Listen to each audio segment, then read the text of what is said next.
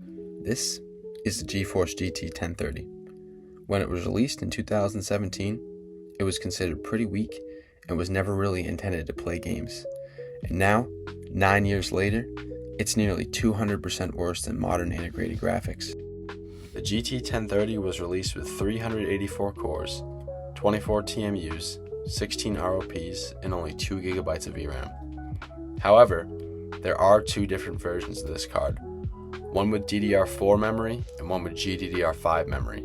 And although they look similar on paper, the GDDR5 version is around 20% faster. The one I'm going to be using today is the GDDR5 version. Starting in the newest version of Minecraft, with the render distance set to 10 chunks, the 1030 averaged just around 300 FPS, which really wasn't as bad as I expected it to be, and honestly, was a great experience.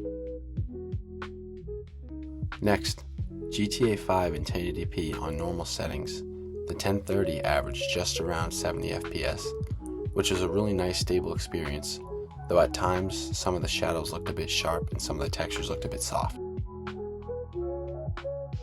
In CS2, on low graphics settings in 1080p, it averaged in between 100 to 120 FPS, making this a borderline competitive experience and more than enough for casual gameplay. So I was playing Cyberpunk on the test PC, and the screen went completely black.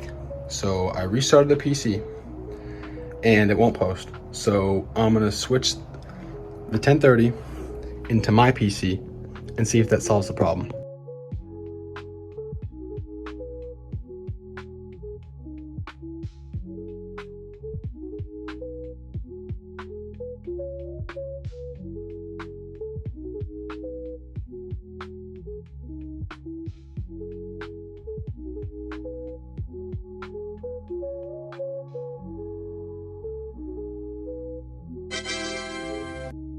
Now that we're back, playing Forza Horizon 5 on the low graphics settings in 1080p, the GT 1030 averaged around the mid-40s in the countryside, dropping to the mid-30s and the high 20s in the city, which felt alright for the most part, but sometimes it felt borderline unplayable.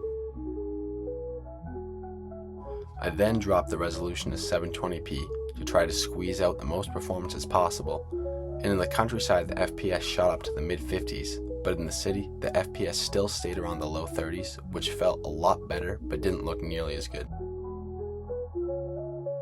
Next, playing Cyberpunk 2077 on the lowest settings in 1080p, the 1030 only managed to get around 15 FPS, which felt really bad.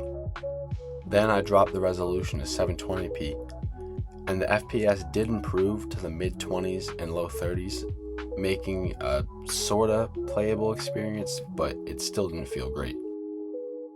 Finally, Starfield at 1080p with the lowest settings ran at 5 FPS with some of the worst input lag I have ever experienced, and it was absolutely unplayable. I even tried dropping the resolution down to 720p with the same settings, which didn't really improve anything at all, and then I even put on FSR3 frame generation, which brought the average to the mid to high 10s, which still felt extremely bad and was absolutely unplayable. So, can the GT 1030 still play games in 2026? Yes and no. It all really depends on what you're playing and what your expectations are. If you want to play esports games and older games on an extreme budget, then sure, 1030 can still game, but other than that, the 1030 will struggle severely in newer titles. Anyway, it was fun to see the GT 1030 still being able to run a few games. If you like this video, then you'll probably like this video.